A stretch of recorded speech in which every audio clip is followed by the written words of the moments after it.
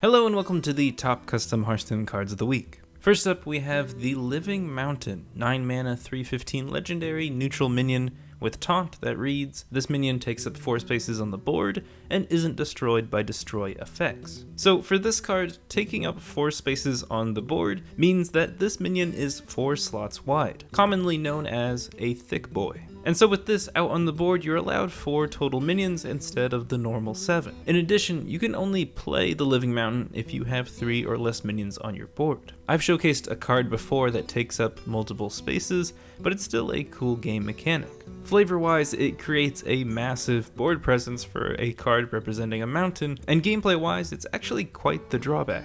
Especially in a lot of today's slower decks, board space is usually pretty important, so running the Living Mountain could hurt those decks more than normal. But it's not just the big board space that makes this card unique, it also isn't destroyed by destroy effects. And destroy effects are basically anything with the text that says destroy. You'll see that there are your classic single target removal spells. Also, there are the random destroying mechanics, which I assume would be able to target this minion as though it counted as 4 minions. This would greatly improve the chances that it would hit the mountain, and if it did, it would have no effect, and it should also make a fart noise.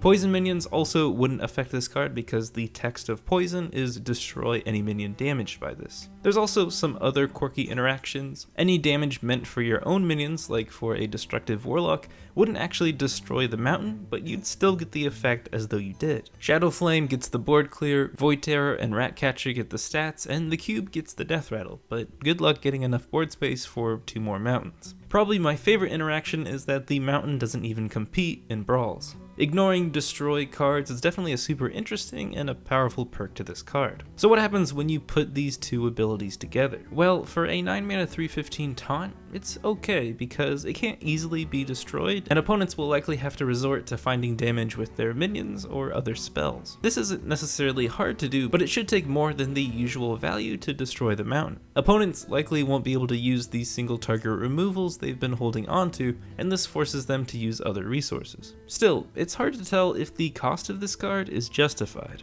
Remember, it's not just the mana, but the board space that will be troublesome for the controlling decks running these cards. One option is to get this out on the board with a card like Master Oakheart, but board space becomes an issue there. You could run this minion in a Taunt Druid, but I don't even know if you want to resummon this with Hadronox. So I don't really know if this card is going to be competitive. It's one of those late game cards that doesn't really add to any combo or final game plan. If anything, it's just a minion for more value to help make the game last longer. I like how the creator has managed to print a strong neutral taunt card, but also really discourage taunt druids from playing it. While I don't think it would see competitive play at such a high cost, I still think it would be a fun addition to the game. Next up is Shady Lone, 0 mana rogue spell that draws you 2 cards and shuffles 3 deck cards into your deck, which are 1 mana spells that do nothing. So the obvious advantage to this card is that you can draw 2 cards for 0 mana. This is insane. Because this is 0 mana, it allows you to use it virtually any turn without messing up your tempo. You can play this card to try to draw some better options, and you'll still have the same amount of mana to do what you need to compete on the board. But of course, there are also the debt cards. These are supposed to hurt the user of Shady Lone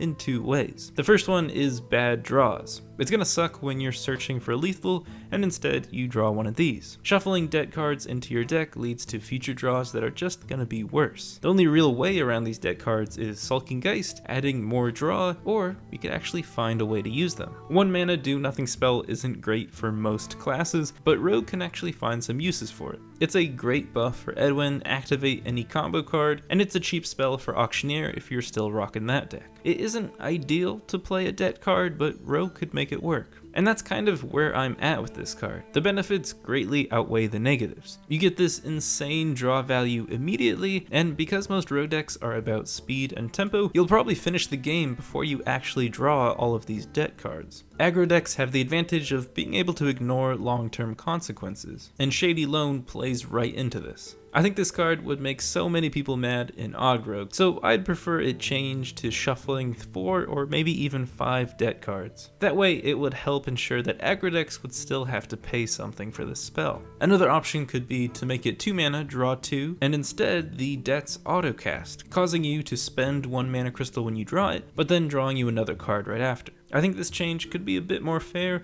but it also kind of takes away from the flavor of the card. I wouldn't want to see Shady Lone printed in its current condition because I think it would be abused by aggro, but I'm interested to know what y'all think. Up next is Blackrock Saw. Whew, look at that baby spin! 4 mana, 2/2 warrior weapon with the death rattle, deal 1 damage to a random minion, repeat until a minion dies. Inspired by one of the wildest cards from back in the day, Bouncing Blade, I'm guessing this death rattle would have the same crazy animation of a blade whizzing around the board, dealing damage to all the minions. If you've never played Bouncing Blade, it's a random hit every time, so you could end up killing a minion with 1 health right away and then the spell stops, or you could somehow hit your own Ultra Sword 14 times. Most often, the blade deals some chip damage here and there, and then finally takes out a minion. If you play the board right, you can leave your opponent's biggest minion alone out on the board, and then use this blade to guarantee a nice kill. It's nice that you can spend the mana in 1 turn and then save the weapon's death rattle for another turn where you can combo this with the tower or rot face. But if there ever becomes a reason that actually made this card competitive, it wouldn't be such a great idea to print this. The Bouncing Blade relies heavily on RNG. If you saw this card a lot as removal or part of a crucial combo, then more and more games would be decided by how many times the blade hits a minion,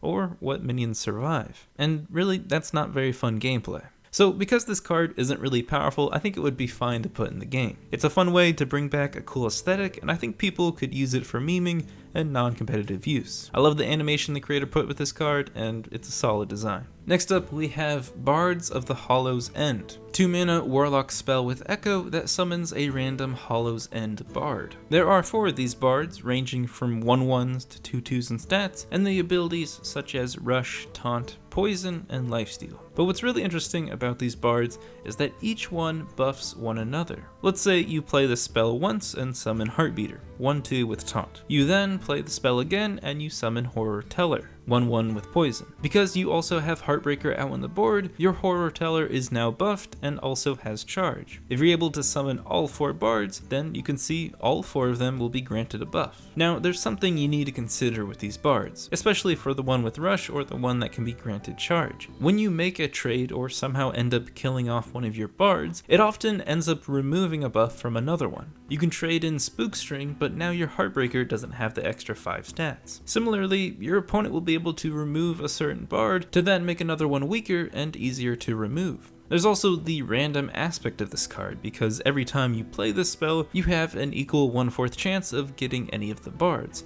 So pretty often you're going to get more than just one of the same bard, and this can lead to even more value. Let's say you get 2 Spookstrings out on the board, and now if you get a Haunt Soul, both of your Spookstrings have immune. Or if you end up getting Heartbeater, itself becomes a 1/12 taunt. Bards of the Hallows End is well designed and compacts these self-buffing minions nicely into a single card. It's pretty expensive and risky for what you're getting with this card. I think it's fairly equal in the amount of times where you'll get the perfect combo to deal with a big enemy minion, or you'll get bards that don't really work out. You could only play the spell twice and maybe get what you want, but I think the card's most powerful when you spend a decent amount of mana and cast it 3 to 5 times on your turn. While it's a flexible card, I don't think it's as powerful or consistent as an 8-drop like the Lich King, so I don't think it's going to see competitive play. Again, RNG heavily influences this card's power level, so maybe it's kind of a good thing that it's a little weak. It's a cool idea. I would love if Blizzard every once in a while just introduced a few new cards for free mid-expansion,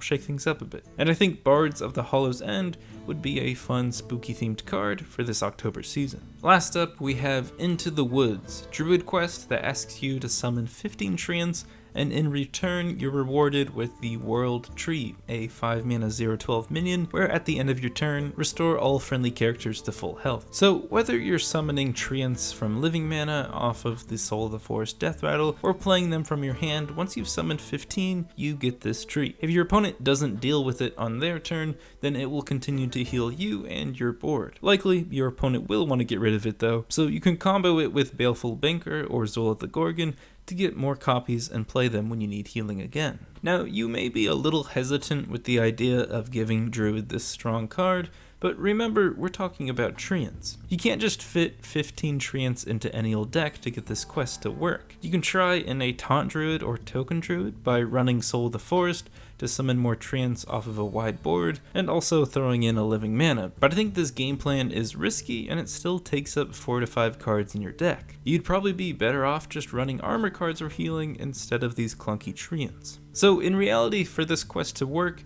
you'd actually have to play a lot of treants, and that's why even though this card is powerful, it probably wouldn't make Druid better. The way building a new Druid deck works is you put the combo or cards you want to try out, and then you fill the rest of your deck with Druid's powerful cards. So for a deck around this quest, it's really about how many treant cards do you have to run for this to consistently work, and I think it would take at least 8 cards along with the other minions to shuffle more copies. When printing cards for an already powerful class, Blizzard often fills the expansion with cards for a new archetype. Freeze Shaman, Discard Warlock, Treants, I consider them all expansion fillers because they're all weak and random archetypes that either never see more cards to support them or are just a doomed archetype from the start. I don't like when Blizzard creates these archetypes as balancing tools for a strong class because it just means that they're going to be cards you're going to get in an expansion that you're never really going to use. I know Blizzard can't predict what decks will climb to the top. I mean, people thought Spellhunter was a joke, but it was a good archetype right away. It's just that sometimes they never support certain decks again, and it's a bit disappointing. A card like Into the Woods is a great example of how to still print cards for a powerful class without making them better. If Blizzard wants to fill out an expansion while trying to keep their classes balanced, they can instead focus on making these forgotten archetypes better in a way that doesn't improve the class's other powerful decks. Into the Woods does a great job at improving the chances for a somewhat competitive treant deck, so I think it would be a good card to print next expansion. That is all for this episode of the Top Custom Hearthstone Cards of the Week. I apologize if my voice was a bit off, I'm getting over a cold at the moment. I got a video coming out soon on Game Dev Tycoon if you've ever played that game. Thank you to all of the card creators and to those who have submitted. Information is in the description. I'll be back next week with another episode, and until then, ta-ta.